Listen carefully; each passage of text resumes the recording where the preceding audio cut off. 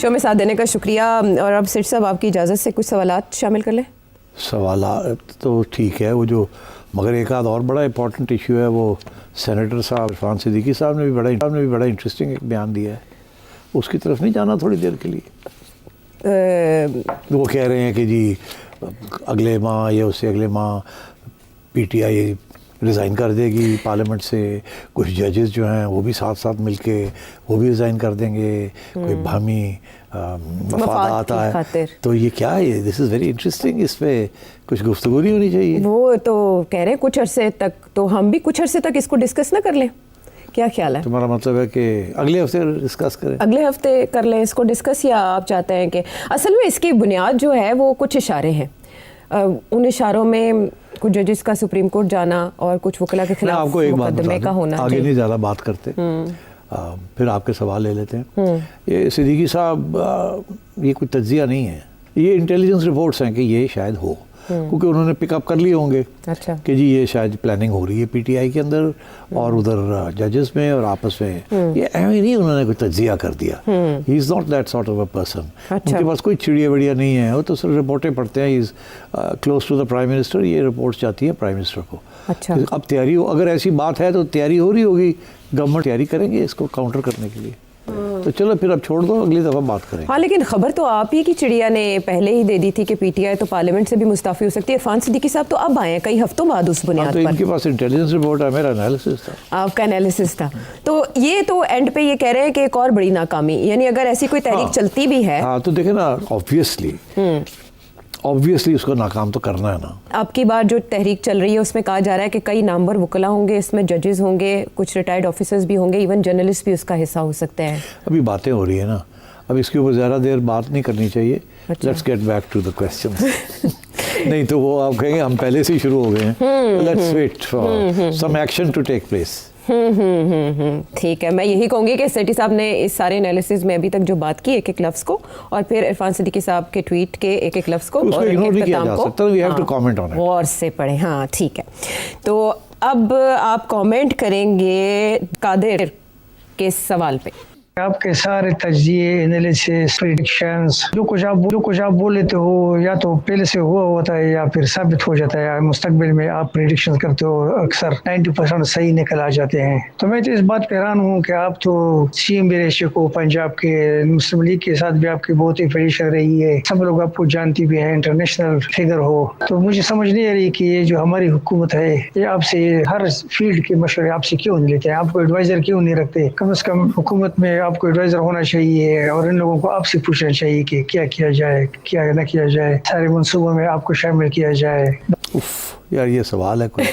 Please, یہ ایسے لگتا ہے کہ میں نے چلوایا ہے یہ سوال. نہیں ہے، جو سمجھنے والے ہیں وہ تو پھر آپ کے ہر انالیسس کو شک کی نظر سے دیکھتے ہیں، لیکن جو محب وطن لوگ ہیں یا جو آپ سے پیار کرنے والے لوگ ہیں یا جو سمجھتے ہیں کہ ملک کو آپ کی ضرورت ہے، جب وہ اس طرح کے سوال کرتے ہیں، میرا خیال ہے آپ کو انہیں نیگلیکٹ نہیں کرنا چاہیے. میرا خیال ہے آپ کو ایسے سوال نہیں چلانے چاہیے. ان کو فون کر کے شکریہ ادا کر دینا چاہیے. مگر وہ لوگ پتہ کیا کہیں گے یہ سیٹھی اپنی ڈیمانڈ کریٹ کر رہا ہے. یہ ڈاکٹر قادر صاحب آپ کے سوال کا بہت شکریہ، آپ کے درد دل کا. اوکے، موو آن کرتے ہیں جی.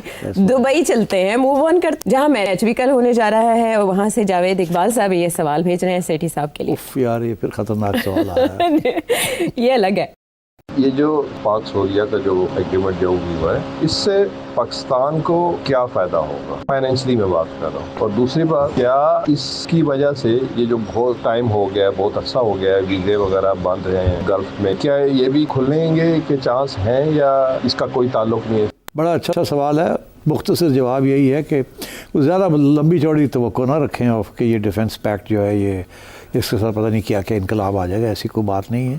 بہت سی مشکلات ہیں اور بہت سے پرابلمس ہیں، اسی لیے اس کو خفیہ رکھا جائے گا. البتہ یہ ضرور ہے کہ سعودی عربیہ نے امریکہ کو کہا کہ وی ڈونٹ ٹرسٹ یو فلی، اور میرا خیال ہے کچھ پاکستانی ایڈوائزرز چلے جائیں گے دیکھنے کے لیے کہ ان کو انڈیپینڈنٹ انفارمیشن بھی سعودیز کو ملتی رہے، اور تاکہ یہ totally dependent on American bases and support نہ ہو.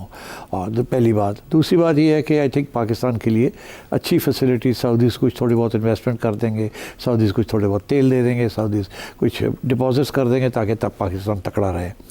تو آئی تھنک اس سے زیادہ توقع کرنے کی ضرورت نہیں ہے. اچھا سر صاحب یہ جو ویزے ایک عرصے سے بند ہے ان کے کھلنے کتنے چانس؟ ہاں یہ سوال ہے.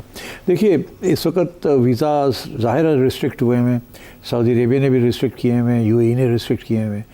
میرا خیال ہے پاکستان کو چاہیے کہ یہ فائدہ اٹھائیں اس اگریمنٹ کا یا پیکٹ کا, اور سعودی سے کچھ ریلیکسیشن اپنے ورکرز کے لیے اوپننگ کروائیں. Similarly with U A E I think یہ اچھا موقع ہے. And strike while iron is hot. باقی یہ ہے کہ ہمارے جو پاکستانی ہیں ان جگہ پہ ان کو بھی تھوڑی بہت اب ہدایت ہونی چاہیے to not to misbehave, to work hard, اور ان حکومتوں کے جو قانون ہیں ان کو فالو کریں. But I think this is a good opportunity, کرنا چاہیے, اور میرا خیال ہے تھوڑی بہت ہوگی.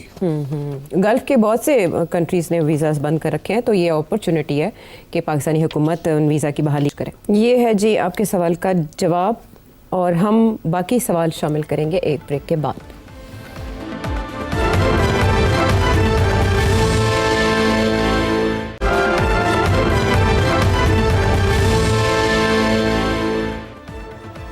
شو میں ساتھ دینے کا شکریہ. ایک بہت بڑا کنسرن جو پوری دنیا میں اٹھ رہا ہے وہ امیگرینٹس کے خلاف مظاہروں کا ہے.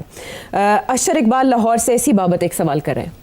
جو یورپین کنٹری میں امیگرینٹ کے خلاف شروع ہو گئے ہیں ہنگامے. ہمارے بہت سارے بچے وہاں پہ پڑھ بھی رہے ہیں اور جاب کی تلاش میں بھی ہیں, اور یہاں سے جانے والے بھی ہیں. ان کا فیوچر کیا ہے, اس کو ذرا پلیز گائیڈ کر دیجیے گا لوگوں کو کہ اب جو بچے اب پاکستان سے یو کے یا جرمنی جانا چاہ رہے ہیں تو ان کے لیے کیا گائیڈ لائن ہونی چاہیے, ان کو جانا چاہیے یا نہیں جانا چاہیے, اور کون سے ایسا ملک ہے جہاں پہ ان کے لیے بیسٹ اپرچونیٹیز ہیں آج کل. جی ہاں بالکل ٹائملی سوال ہے, کیونکہ اب فرانس میں, جرمنی میں, یو کے میں بھی رائٹ ونگ موومنٹس شروع ہو گئی ہیں امیگرینٹس کے خلاف. اور جیسے امریکہ کے اندر زیادہ امیگریشن جو ہے وہ انڈینس کی ہے ایٹ اے پرٹیکولر لیول, وہ ٹارگیٹ ہو رہے ہیں ان ون وے اور اندر. آسٹریلیا میں انڈینس ہو رہے ہیں ٹارگیٹ, کینیڈا میں انڈینس ہو رہے ہیں. پاکستان اس لیول پہ نہیں ہے ان جگہ پہ. پاکستان کا زیادہ جو فوکس ہے that is in the Middle East and in these countries.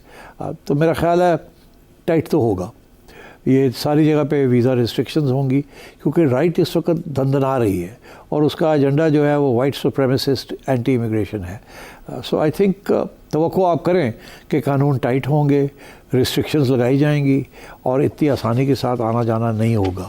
This is to be expected. یہ ایک رائٹ ونگ ویو چل رہی ہے ویسٹ کے اندر. جیسے آپ یہ شروع ہوئی تھی کہ جب یو کے نے بریکسٹ چھوڑی. دیکھیے بہت امپورٹنٹ بریکسٹ, سارا یورپ کا ایجنڈا ہی بریکسٹ کا تھا, اور انہوں نے بریکسٹ چھوڑ دی. تو اب آپ سوچئے کہ انہوں نے ایسٹ یورپینز اور باقی یورپینز کو آؤٹ کر دیا یو کے والوں نے.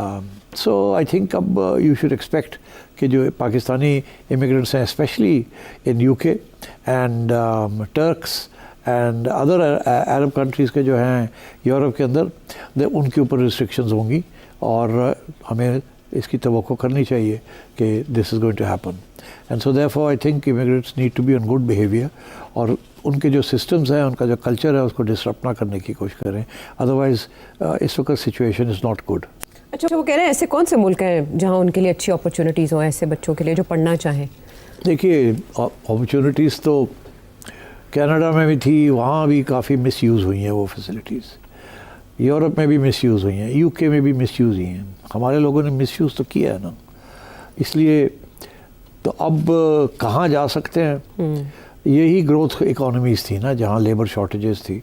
تو اس لیے آئی کانٹ سے کچھ لوگ جاپان کی طرف رخ کرنا چاہ رہے ہیں, کچھ لوگ چائنا کی طرف بھی رخ کرنا چاہ رہے ہیں. مگر چائنا میں تو بزنس اپرچونیٹیز ضرور ہوں گی, اسپیشلی چائنا میں جا کے وہاں سے ایکسپورٹ کرنا ٹو پاکستان اور ٹو امریکہ اور ٹو ایلسویر, وہ اپرچونیٹیز ضرور ہوں گی. مگر ورک کرنا, کاروبار کرنا الگ بات ہے, نوکری کرنا الگ بات ہے.